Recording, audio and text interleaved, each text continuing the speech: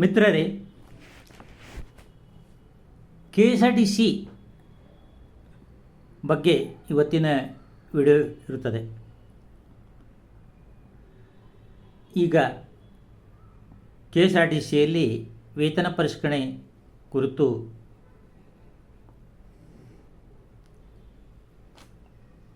ಮಾತುಕತೆ ಮತ್ತು ವಾದ ವಿವಾದ ಮತ್ತು ಬಾಕಿ ಬರುವ ಹಣದ ಕುರಿತು ಚರ್ಚೆಗಳು ನಡೀತಾ ಇದೆ.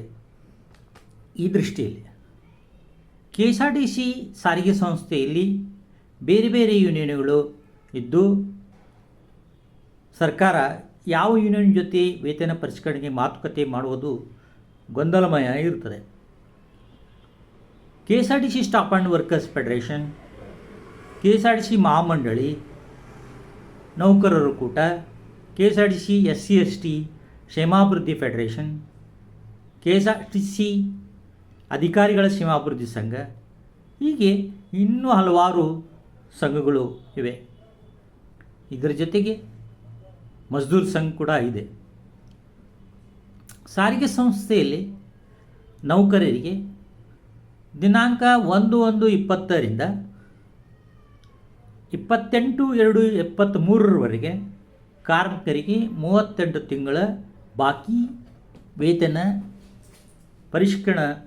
ವೇತನ ಬಾಕಿ ಬರುವುದು ಇರುವುದು ಹಾಗೂ ನಿವೃತ್ತಿ ನೌಕರರಿಗೆ 38 ತಿಂಗಳ ಬಾಕಿ ಹಣ ಮತ್ತು ಶೇಕಡಾ 15ರಷ್ಟು ವ್ಯತ್ಯಾಸದ ಉಪದಾನ ಮತ್ತು ನಗದೀಕರಣ ಹಣ ಪಾವತಿಸುವ ಬಾಕಿ ಇರುತ್ತದೆ.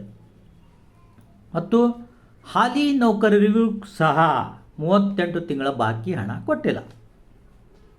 ಈ ಹಿಂದೆ ಬೆಂಗಳೂರಿನಲ್ಲಿ 9/10/2024ರಲ್ಲಿ ಜಂಟಿ ಕ್ರಿಯಾ ಸಮಿತಿಯಲ್ಲಿ ಮಾನ್ಯ ಸಾರಿಗೆ ಸಚಿವರು ಆಶ್ವಾಸನೆ ನೀಡಿ ನವೆಂಬರ್ 24ರೊಳಗಾಗಿ ನಿವೃತ್ತಿ ಸಿಬ್ಬಂದಿಯ ವ್ಯತ್ಯಾಸದ ಹಣ ಗ್ರ್ಯಾಚ್ಯುಟಿ ಮತ್ತು ನಗದೀಕರಣವನ್ನು ಪಾವತಿಸುವುದಾಗಿ ಭರವಸೆಯನ್ನು ಕೊಟ್ಟಿದ್ದರು.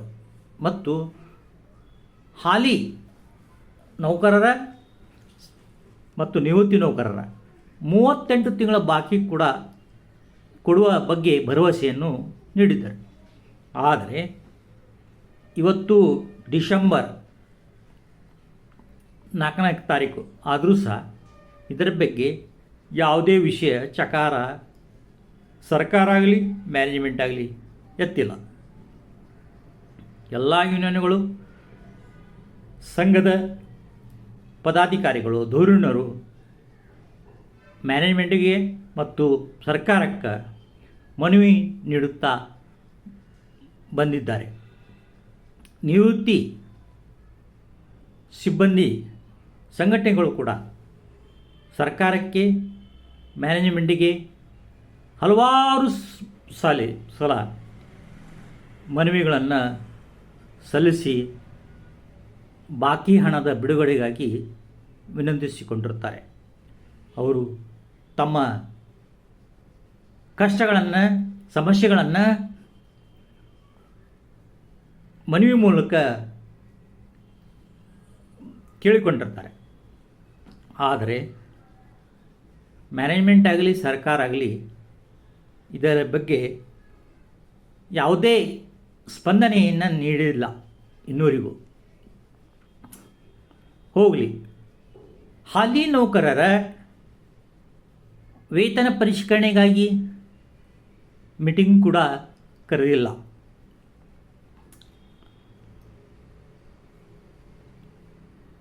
ಶ್ರೀರಾಮ್ ಲಿಂಗಾರೆಡ್ಡಿ ಸಾರಿಗೆ ಸಚಿವರು ಈ ದಿಶೆಯಲ್ಲಿ ಒಂದು ಚಿಂತನೆಯನ್ನು ಮಾಡಿ ಸಂಘದಗಳ ಪದಾಧಿಕಾರಿಗಳನ್ನು ಕರೆದು ಮೀಟಿಂಗ್ ಮಾಡುವ ಅವಶ್ಯಕತೆ ಇರುತ್ತದೆ. ಇವತ್ತು K S R T C ಅಧಿಕಾರಿಗಳ ಕ್ಷೇಮಾಭಿವೃದ್ಧಿ ಸಂಘ ಬೆಂಗಳೂರಿನಲ್ಲಿ ಸನ್ಮಾನ್ಯ ಸಾರಿಗೆ ಮಂತ್ರಿ ಶ್ರೀರಾಮ್ ಲಿಂಗಾರೆಡ್ಡಿ ರವರನ್ನು ಭೇಟಿಯಾಗಿ ಸಮಾನ ವೇತನ ಬಗ್ಗೆ ಒತ್ತಾಯ ಮಾಡಿ ಮನವಿ ಸಲ್ಲಿಸಿ ಬಂದ್ದಾರೆ. ಅವ್ರಿಗೂ ಸಹ ಸಾರಿಗೆ ಸಚಿವರು ಭರವಸೆಯನ್ನು ನೀಡಿ ಕಳಿಸಿದ್ದಾರೆ. ಇವತ್ತು BJP ಶಾಸಕರು ಪ್ರೆಸ್ ಮೀಟ್ನಲ್ಲಿ ಸಾರಿಗೆ ಇಲಾಖೆಯ 200 ಎಕರೆ ಭೂಮಿಯನ್ನು ಆದಾಯ ಗುಣೀಕರಣಕ್ಕಾಗಿ ಬಳಸುವುದು ಶ್ರೇಷ್ಠಕರ ಎಂದು ಮುಖ್ಯ ಕಾರ್ಯದರ್ಶಿಗಳು ಹೇಳಿದ್ದಾರೆ ಎಂದು ತಿಳಿಸಿರುತ್ತಾರೆ. ಸಾರಿಗೆ ಇಲಾಖೆಗೆ 7,154 ಕೋಟಿ ಬಾಕಿ ಸರ್ಕಾರದಿಂದ ಬರುವುದು ಇರುತ್ತದೆ ಎಂದು ಮಾಧ್ಯಮದಲ್ಲಿ ತಿಳಿದು ಬಂದ ವಿಷಯವಾಗಿದೆ. ಸಾರಿಗೆ ಇಲಾಖೆಯಲ್ಲಿ 10 ವರ್ಷಗಳಿಂದ ಸಾರಿಗೆ ಪ್ರಯಾಣಿಕರ ದರ ಏರಿಸೇ ಇಲ್ಲ. ಇದರಿಂದ ಸಾರಿಗೆ ಇಲಾಖೆಯಲ್ಲಿ ಡೀಸೆಲ್ ಮತ್ತು ನೌಕರರ ವೆಚ್ಚ, ಸ್ಪೇರ್ ಪಾರ್ಟ್ಸ್ಗಳ ವೆಚ್ಚ, ಹೀಗೆ ಅನೇಕ ತೊಂದರೆಗಳಿಂದ ವೆಚ್ಚಗಳು ಬಹಳ ಏರ್ಲಿಕ್ಕತ್ತಿದ್ದೇವೆ ಅಂತ ಇದರಿಂದ ಕಂಡು ಬರುತ್ತದೆ. ಈ ಎಲ್ಲ ಅಂಶಗಳನ್ನು ನೋಡಿದಾಗ ಡಿಸೆಂಬರ್ 9ರಂದು ಬೆಳಗಾವಿಯಲ್ಲಿ ವಿಧಾನಸಭಾದಲ್ಲಿ ಚಳಿಗಾಲ ಅಧಿವೇಶನ ಸ್ಟಾರ್ಟ್ ಆಗುತ್ತದೆ. ಅಲ್ಲಿ ಎಲ್ಲ ಸಂಘಟನೆಗಳು ಕೂಡಿ ವೇತನ ಪರಿಷ್ಕರಣೆ ಆಗಲಿ, ಬಾಕಿ ಇರುವ ಹಣದ ಬಗ್ಗೆ ಆಗಲಿ ಒಂದು ಮನವಿಯನ್ನು ನೀಡಲು ತೀರ್ಮಾನಿಸುತ್ತಾರೆ. ಆ ವೇಳೆಯಲ್ಲಿ ಆದರೂ ಕೂಡ ಸರ್ಕಾರ ಸ್ಪಂದಿಸಬೇಕು. ಇಲ್ಲದೆ ಹೋದರೆ ದಿನಾಂಕ 31/12/2024 ಏನು ಕರೆ ನೀಡಿರುವ ಫೆಡರೇಷನ್ ಸಾರಿಗೆ ಮುಷ್ಕರದಲ್ಲಿ ಸಮಸ್ಯೆಯನ್ನು ಬಗೆಹರಿಸಬೇಕು. ಇಲ್ಲದಿದ್ದೇ ಇಲ್ಲೇ ಖಂಡಿತವಾಗಿಯೂ ಸಾರಿಗೆ ಮುಷ್ಕರ 31/12/2024 ಆಗುತ್ತದೆ.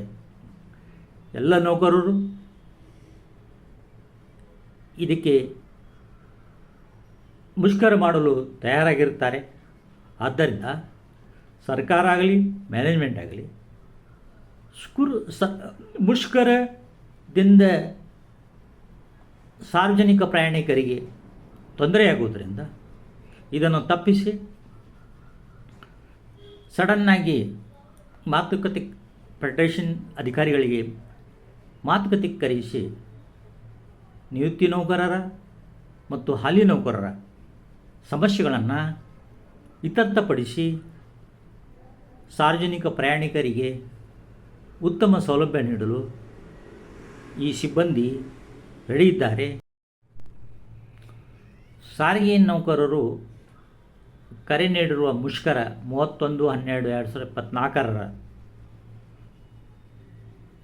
ಈ ಮುಷ್ಕರ ನಡೆಯುವ ಮುಂಚೆ ಹಾಲಿ ನೌಕರರ, ನಿವೃತ್ತಿ ನೌಕರರ ಸಮಸ್ಯೆಗಳನ್ನು ಬಗೆಹರಿಸಿ ಅವರ ಬಾಕಿ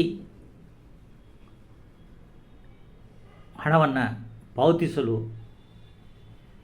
ನಮ್ರವಾಗಿ ವಿನಂತಿಸಿಕೊಳ್ಳುತ್ತೇನೆ. ಮತ್ತು ಈ ಸಮಸ್ಯೆ ಈ ವರ್ಷ ಡಿಸೆಂಬರ್ ಒಳಗಾಗಿ ಮುಗಿಯುತ್ತೆ ಅಂತ ನನ್ನ ಭರವಸೆ ಇದೆ. Thank you for watching my video.